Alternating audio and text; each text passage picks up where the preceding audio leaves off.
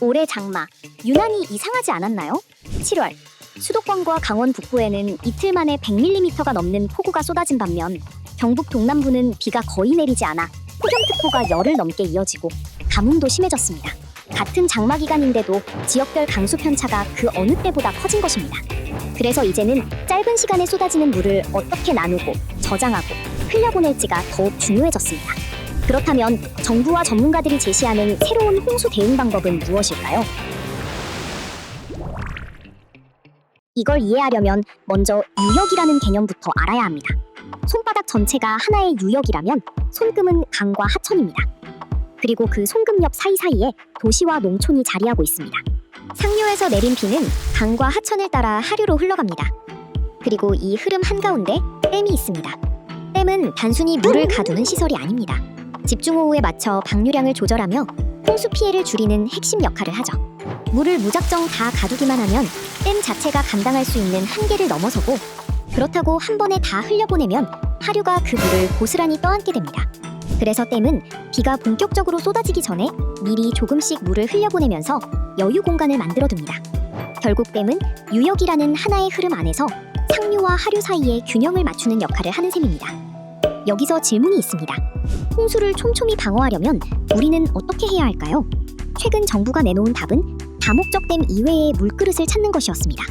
무슨 이야기이냐면요, 우리나라 곳곳에 다목적 댐 외 물그릇이 있었다는 거예요. 농업용 저수지, 발전댐 같은 시설들이요.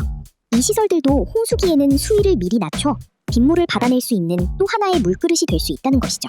정부가 홍수기를 앞두고 이 시설에 물을 비워서 확보한 물그릇 양은 10억 톤 이상. 댐을 새로 짓지 않고 한탄강댐 3개를 운영하는 효과와 유사한 홍수 조절 용량을 확보한 것이죠.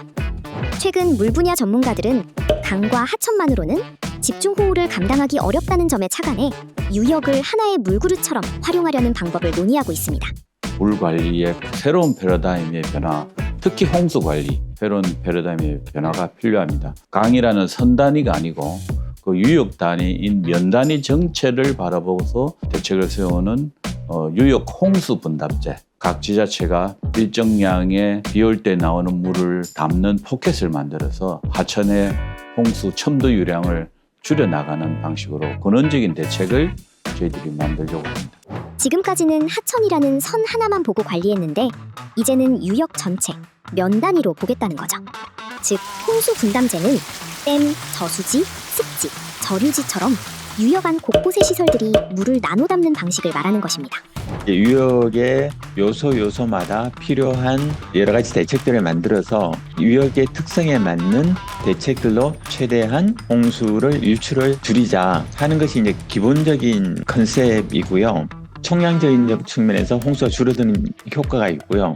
홍수를 벗어나서도 물순환 자체를 촉진시키는 효과가 있습니다. 홍수 분담제가 원활히 운영되기 위해서 어떤 전제 조건을 필요로 할까요?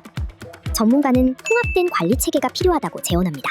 근데 일본의 경우에는요, 전 국토 1급 수계와 2급 수계로 나눠서 1급 수계를 이제 중앙정부에 직접 관리를 합니다.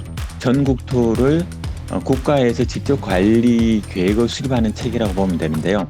근데 우리나라는 법 체계도 다르고 계획도 다르고 시행 주체도 다르다 보니까 이런 유역 분담제가 잘 시행이 될 수가 없었습니다. 그래서 이런 것들을 하나의 전체적인 체계를 잘 마련해서 유역 차원에서 홍수가 적절히 잘 분담될 수 있도록 하자 하는 것이 유역 분담제의 가장 취지이고 가장 큰 방향이라고 할 수가 있습니다. 손바닥 전체, 유역을 함께 관리하는 것에는 또 다른 어려움이 있습니다. 바로 우리가 살고 있는 도시의 특성 때문인데요. 도시에서 내리는 비의 특징은 강한 게 문제입니다. 짧은 시간에 집중해서 온다는 얘기입니다. 도시 유역에는 인구 밀집 지역이 워낙 많고요. 시설 자체가 홍수에 상당히 취약합니다. 도시도 하나의 물그릇이 되기 위해서는 비가 내린 곳에서 최대한 물을 머금는 것이 중요합니다. 이를 위해 활용되는 대표적인 방법이 바로 LID, 저영향 개발 기법입니다. LID는 빗물을 가능한 한 내린 자리에서 스며들게 하고 저장하고 천천히 흘려보내는 도시 설계 방식입니다.